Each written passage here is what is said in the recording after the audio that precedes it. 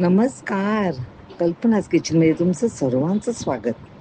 आज मी तुमच्याबरोबर कोलंबी पुलाव ही पाठ्याबरोबर रेसिपी शेअर करणार आहे.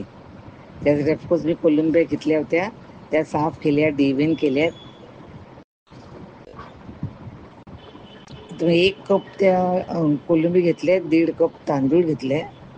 मग इथे मी स्टॉकसाठी मी 3 कप पाण्यामध्ये ते कोशे असतात ना आपण जे खात नाही ते घातलेत आणि त्यावर चांगला अरोमा यासाठी मी 1 बे लीफ, लवंग आणि 1 दालचिनी असं त्या स्टॉकमध्ये उकळताना घातलेलं होतं.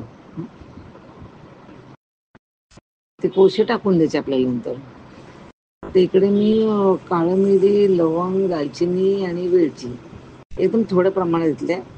फोडणी देणार आणि बे लीफ आणि थोडंसं पावडर करून ठेवणार. इथे मी 2 कांदे घेतले, आलं लसूण आणि हिरवी मिरची घेतली. मी ते आपला नेहमीचा सुका मसाला, हळद, मीठ, लाल तिखट, आमचा पाठीमागे गरम मसाला, तेल ऑफकोर्स.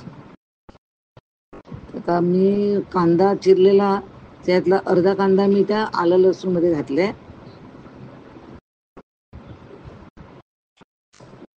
आणि हे मिक्सर मधून बारीक करायचं आपल्याला.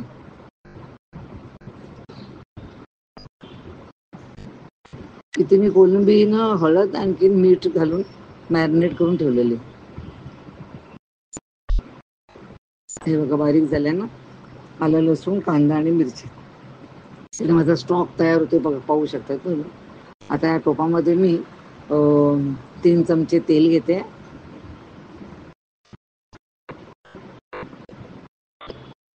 तेल चांगलं तुमचं गरम झालं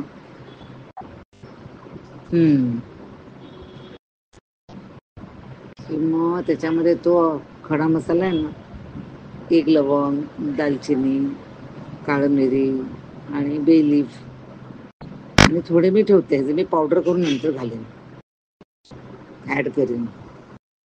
आता हे फोडणी चांगले पण परतून घेऊया, म्हणजे तेलाला चांगला तो त्याचा अरोमा सुटेल. इकडे मी ते आलं लसूण मिरची आणि कांदा हे केलं होतं ना मिक्सरमधून बारीक, तो घातलाय आणि त्याचा कच्चेपण जायपर्यंत परतवलं मी. मग आता मी कांदा बाकी राहिला होता ना चिरलेला तो घातलाय आणि परत आपण ते नीट मिक्स करूया.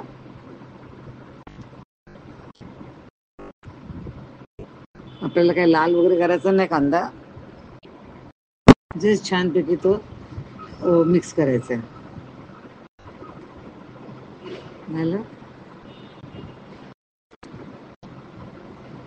आता मी ते कोलंबी मॅरिनेट केली होती ना, हळदीमधलंच आणि मीठ पण, हळद आणि मीठ फक्त घातलेलं, ती कोलंबी घातली इकडे.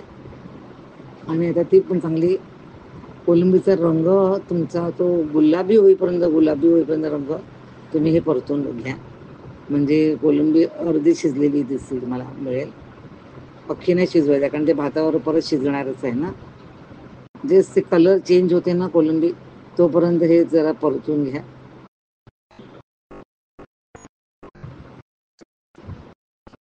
बस आता यामध्ये तो तांदूळ धुवून ठेवलेला तो घातलाय. परत सगळं ते नीट मिक्स करा, एकजीव करून घ्या. आपल्याला तो मसाला सगळा नीट लागला पाहिजे आणि टेस्टी पण लागलं पाहिजे ना. तर आता तांदूळ हे सगळं मिक्स केलंय आपण. आता इकडे मी हळद, लाल तिखट आणि पाठीमागे सांबार मसाला आणि मीठ जास्त नाही बघा, माझा मसाला पण एकदम कमीच घातलाय मी. 1 चमचा फक्त घातलाय. आता हे परत नीट मिक्स करून घ्या मसाले सगळे.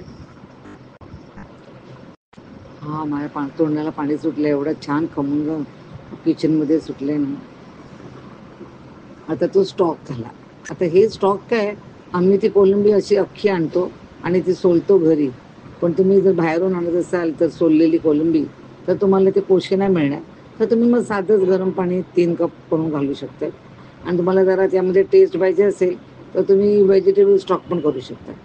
It's up to you. पण बेस्ट रिझल्ट तुम्हाला पाहिजे तर ते कोशाचा स्टॉक म्हणजे ते प्रॉन हेडचं स्टॉक घातला ना की त्याचा बेस्ट रिझल्ट तुम्हाला मिळेल. आता पाहूया जरासं आपण.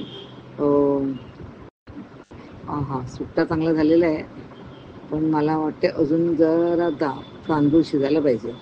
तर आता काय करूया आपण, अजून एक अर्धा कप पाणी घालूया आणि परत एक 5 मिनिटं वाफेवर ते शिजत ठेवूया.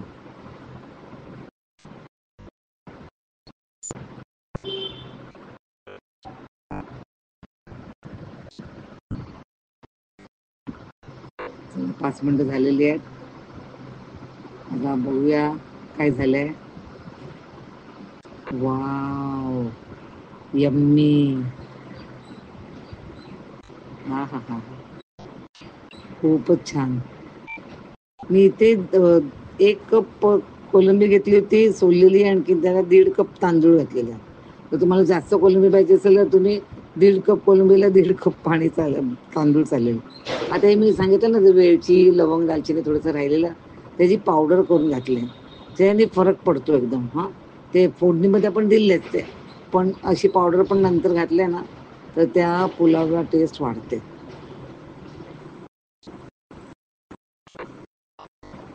आता मी थोडंसं लिंबू चा रस म्हणजे एकदम डॅश ऑफ लाईम ज्यूस, एकदम डॅश. चला, प्लेटिंग केलंय मी इथे मस्तपैकी. कोलंबीचा पुलाव माझा तयार आहे. इथे मी कोथिंबीर घातले, ताजी चिरलेली कोथिंबीर गार्निश केले. बस और क्या चाहिए. याच्यावर तुम्ही टोमॅटो, काकडी या गोष्टी सर्व करू शकतात पुलाव बरोबर या. आणि इथे मी थोडंसं लिंबू पण ठेवलंय, जर कोणाला अजून पाहिजे थोडं लिंबू. नक्की ट्राय करा ही पाट्या बघू रेसिपी. आणि माझं अशीच रेसिपीसाठी माझं पुस्तक काय आहे नोशन प्रेसवर. आजची रेसिपी आवडली असेल तर लाईक, शेअर आणि सबस्क्राईबचं बटन प्रेस करायला विसरू नका. व्हिडिओ पाहिल्याबद्दल धन्यवाद.